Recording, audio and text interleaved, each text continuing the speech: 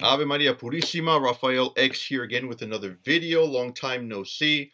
Please click the subscribe button, also the like button, and share this video. I haven't been doing a video in a while because I've been really busy with my PhD thesis. I have 3 jobs, other things going on in my life. It's been really busy. So hopefully I can restart and post videos at least once, maybe even twice a week. But as always, let us start with a prayer. In nomine Patris et Filii et Spiritus Sancti. Amen. Ave Maria, gratia plena, Dominus tecum, benedicta tu mulieribus et benedictus fructus ventris tui, Jesus. Sancta Maria, Mater Dei, ora pro nobis peccatoribus, nunc et in hora mortis nostre. Amen. Ave Maria, sede sapientiae, ora pro nobis, nomine Patris et Filii et Spiritus Sancti. Amen. All right, so as I said, I am back, and again, I'll be posting videos, interesting ones, hopefully to you. And I want to talk today about an article that was posted by Church Militant, written by Paul John Kalchik, if hopefully I pronounce his name right. It's called Perfect Possession. And well, first of all, I kind of want to talk about the mentality today that's is very prevalent, the scientism, right? Scientism, which is an excessive belief in scientific knowledge, almost making it a religion, and it's actually an absurd position. So the scientism sees, explaining natural effects through natural causes, which is not always easy to do, as the only legitimate source of knowledge. So there's only natural causes, and for some reason they see that incompatible, right? Scientifists, or those who promote scientism, they see that incompatible with supernatural causes for some reason. I would like to do a video on this later, but just a brief introduction to this, getting into demonic possession. So there's nothing that transcends matter, according to scientism. The physical, the object of sense knowledge, right? So sense knowledge is the only legitimate source of knowledge, and then experimentation, which is a little bit of elaboration of the senses, going to natural causes through natural effects, is the only legitimate method, the scientific method. What's funny, actually, is that its premise or its principles is actually not based on scientific experimentation. So it has to appeal to a principle that the senses or experimentation cannot prove, right? The principle that scientism works, right? The senses actually also don't prove themselves, which is interesting. Yeah, how can science, is an interesting question, how can science or experimentation disprove something that is outside its methods and objects, the supernatural? So scientism rejects the existence of the supernatural, but based on what? If the denial of supernatural realities is presented as a scientific conclusion, we are witnessing a pseudo-scientific distortion that presents something as science when it is not. So it's saying that it's putting the supernatural within the scientific realm, saying this is science and science has disproved this. It's totally false. So there are realities. Basically what I want to say is there are realities that go beyond the scope of science. And this is actually very scientific, because we're placing science into its correct place, as opposed to absolutizing it or making science a religion, right, which is essentially unscientific. All right, I would love to do a video on this later. The philosophy of science is very interesting, but again, I want to talk about demonic possession. There are as they say in Spanish, ultra-terrenal realities that go beyond this mere earth, the supernatural realities, immaterial realities. So there's definitely, as we see, and we do see effects of this, right? We do see effects of this. There's definitely a proliferation of demonic activity in the world, right? Probably due to the growing interest in dark spiritualities. We're seeing this in art, in music, right? In new programs and movies, right? And even in education. Today, they did a survey which was interesting. People are actually less religious, but they identify themselves as spiritual. So they don't hold to a certain denomination, but they hold to a certain spirituality, and it's a dark spirituality for the most part.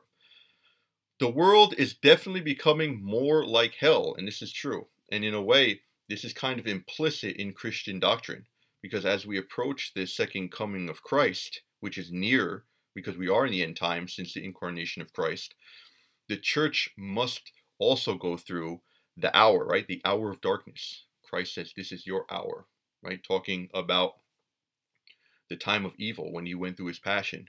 This is your hour, the hour of darkness. So the church will go through that because the church needs to imitate the entire, what Christ went through, his passion and resurrection. So the church is going to go through his passion. Through that passion, it will be immersed in hell here on earth. So the earth is going near to a hellish state. And we're seeing that. So, and we're going to see how this is manifested in the article. So the article talks about Father Paul's conversation with Father Chad Rupiger. Hopefully I'm pronouncing his name right. He's a renowned exorcism, does very interesting videos. You can search him. Very interesting. Very classic traditional priest.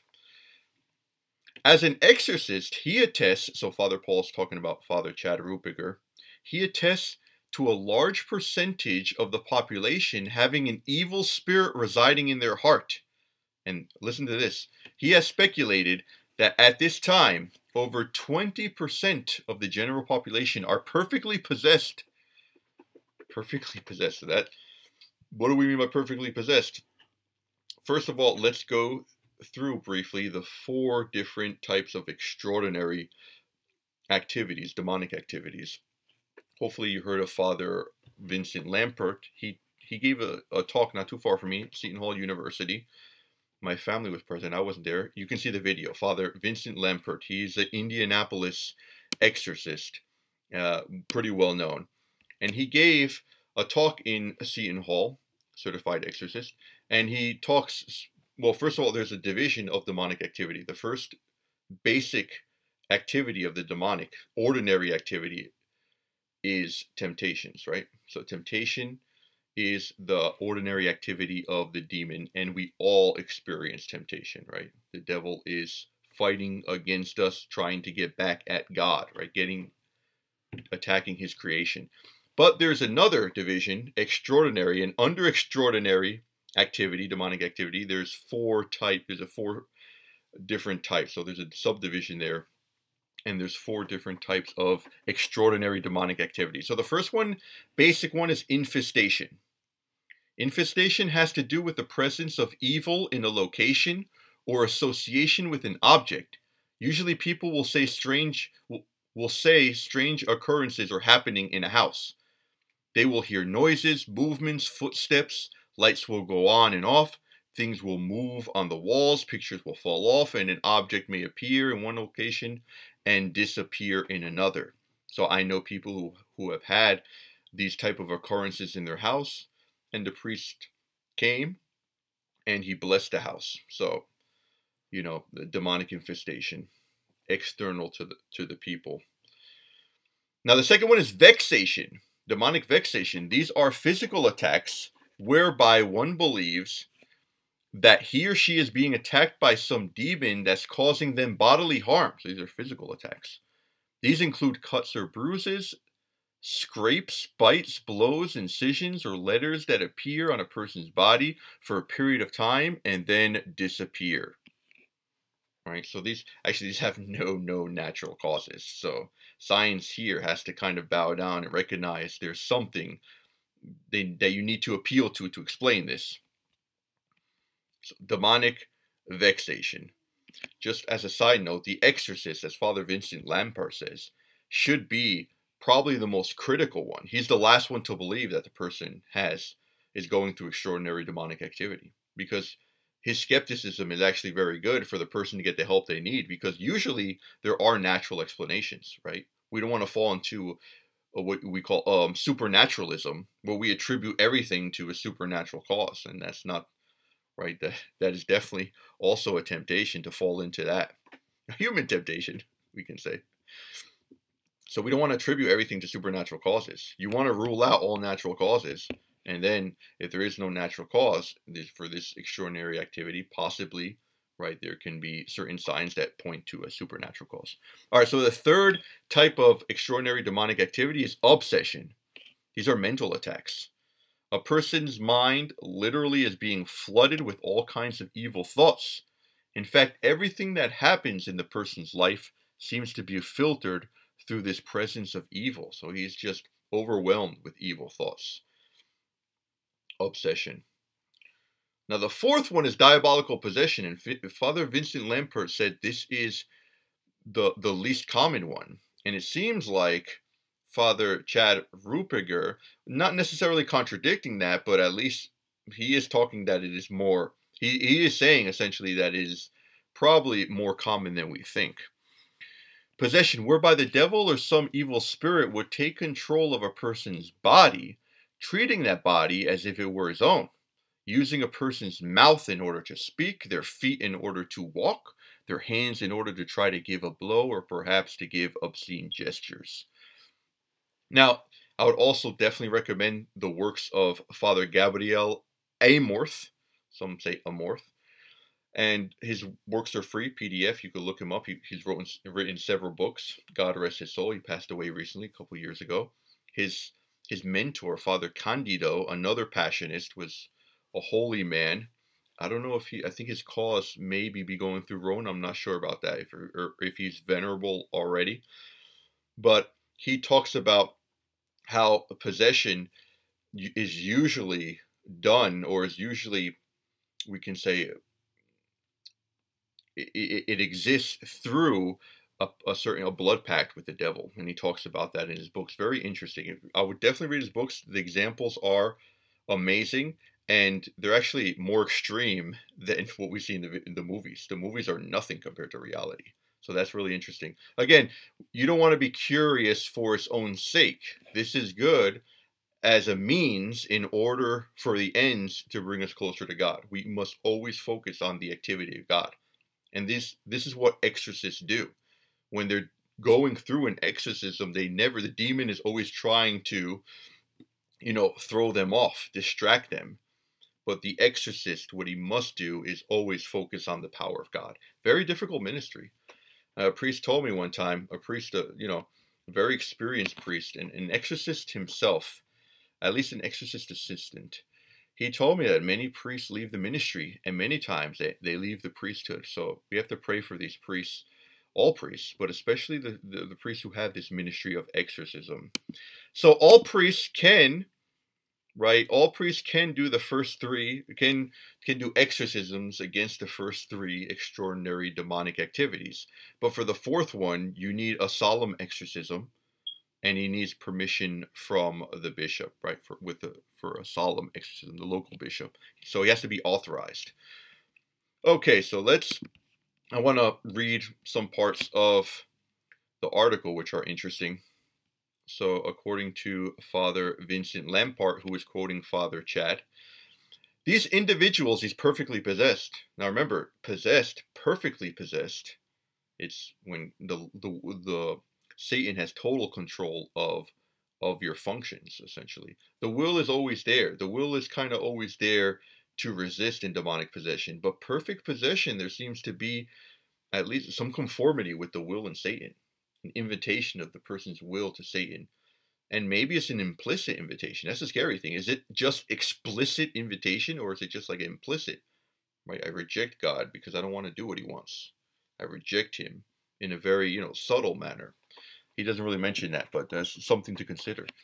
These individuals, the perfectly possessed, have voluntarily welcomed the evil spirit. Again, is it explicit or implicit? From what the article says, it seems to be explicit. Seldom do they display obvious signs of possession.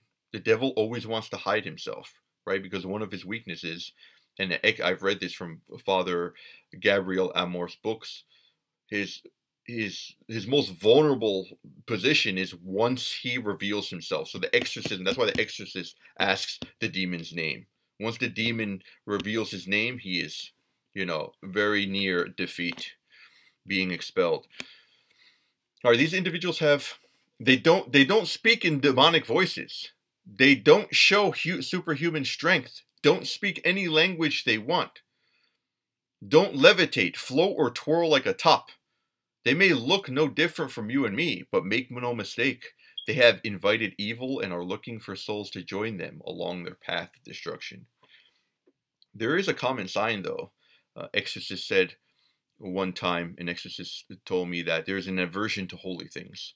And Father Amorth said, because one time a woman went up to Father Amorth and asked, how can she manifest or prove if her husband is right, has some issues with demonic activity or not? Extraordinary. So he said, put blessing water on his clothes. And the man, her husband, could not wear those clothes that she blessed with holy water. He had such an aversion to them, and he didn't even know why, right? He didn't know they were blessed. So this hatred of blessed, sacred objects, objects that are reserved for God, that's what sacred and holy mean, essentially. That's almost an infallible sign of this extraordinary demonic activity, especially diabolical possession. Not always, but again, we don't want to fall into supernaturalism, right? You can expect to find a higher percentage of such perfectly possessed individuals in certain places. Now, listen to this, what he says here.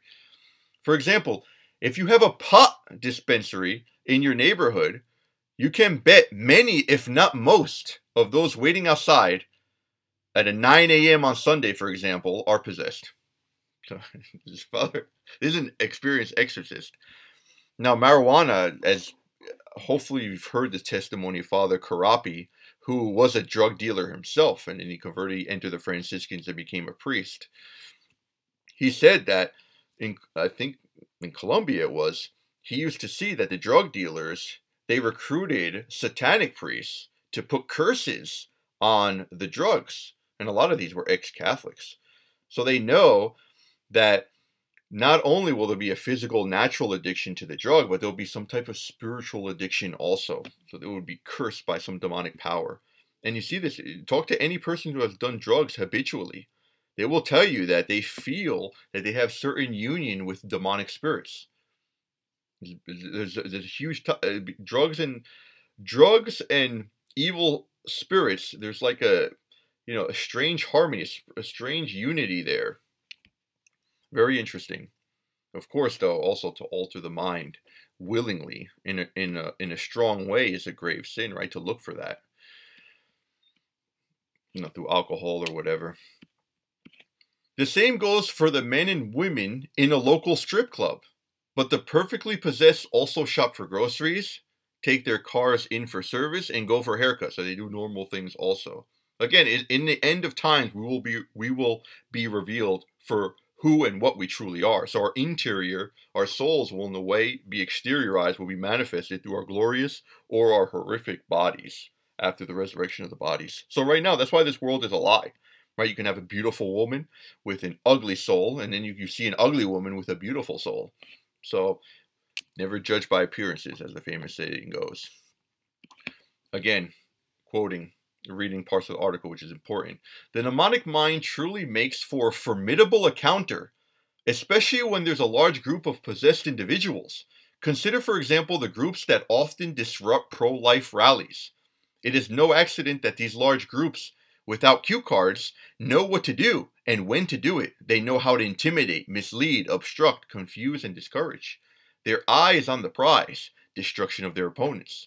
And their cunning is often only eclipsed by their furies. So before, you can, if you're in a pro-life rally, you can converse with people who are pro-death, right? Or what the so-called death escorts, who right, the pro-life call them death escorts, who came out, the people who escorted these women who were looking for abortions to keep them safe from the pro-life demonstrators. You could talk to these people in the past, but not now. Now there's such a fury there, right? Hurling F-bombs, which is a sign of the demonic.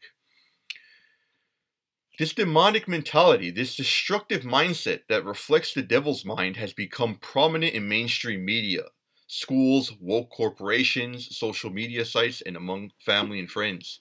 Deception manifests even from the pulpit. The overt and subtle lies that run contrary to God and His church are culminating in a culture of chaos. So chaos is definitely another workings of the devil.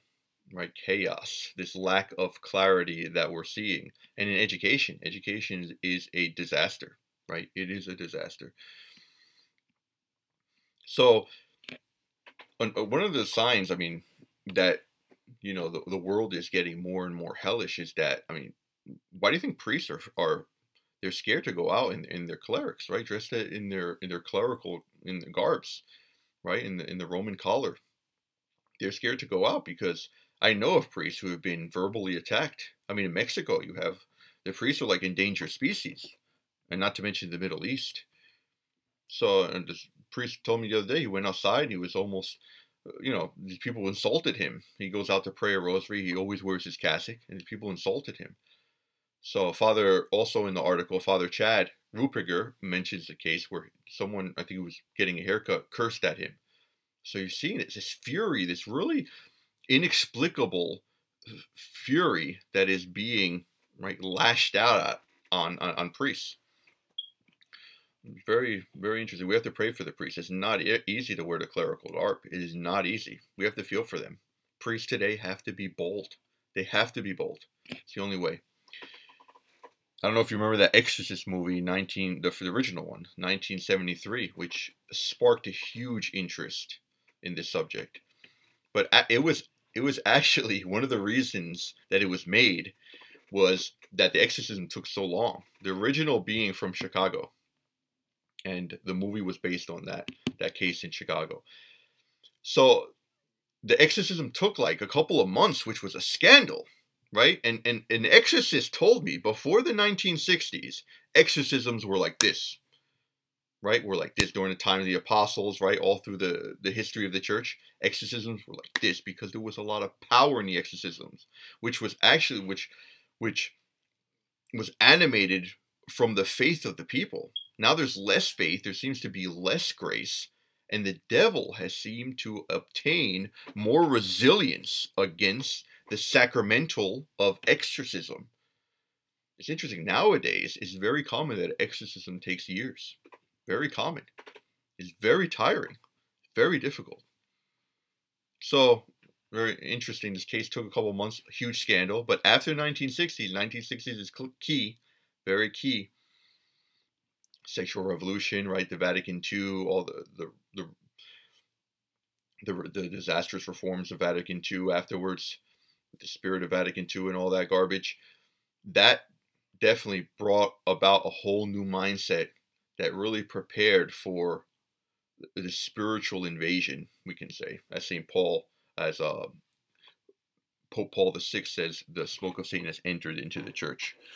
So, and actually the new rite of the Mass, which is objectively inferior, not just in the Mass, but the new rites of the sacraments and the sacramentals, they're totally inferior. I had a priest teacher in Spain, exorcist, and I asked him, I said, well, how do you find the new rite? And he told me in Spanish, he said, es una basura. He told me it's garbage. It doesn't work. It doesn't work like the old rite. It's interesting. So it's less effective. Again, it's valid and all that, right? The sacramentals are valid, but they're less effective. They bring down less grace. Very, very interesting. Thank God for Benedict the 16th, right? Summorum Pontificum, which opened up the use of the older rites, right? The sacraments and the sacramentals, which are much more efficacious. So, what's going on here? Focus on the power of God. God is hidden, as Isaiah says, right? God is going to manifest himself at the right time for the salvation of the elect. We always trust in God, right? Whatever we are perceiving with the senses is fluctuating a lot, but deep down it is God who is the immutable, right? The absolute immutable, the omnipotent, who is controlling all things, and he is the one at the end who has the last say, right? All things fall under his providence. Nothing escapes God's providence. So we rely on God. We trust in God. And Our Lady, it is so important to have devotion to Our Lady, especially through the Most Holy Rosary, right? We must pray for all those who suffer extraordinary satanic attacks. Right? We must pray for them, that they may be freed. So as the holy cliche goes, the battle is only won on the knees. All right? So we're done with this video. And there should be another one uploaded soon. Don't forget to subscribe, click on the like button, and share this video, please. And God bless you all. Bye now.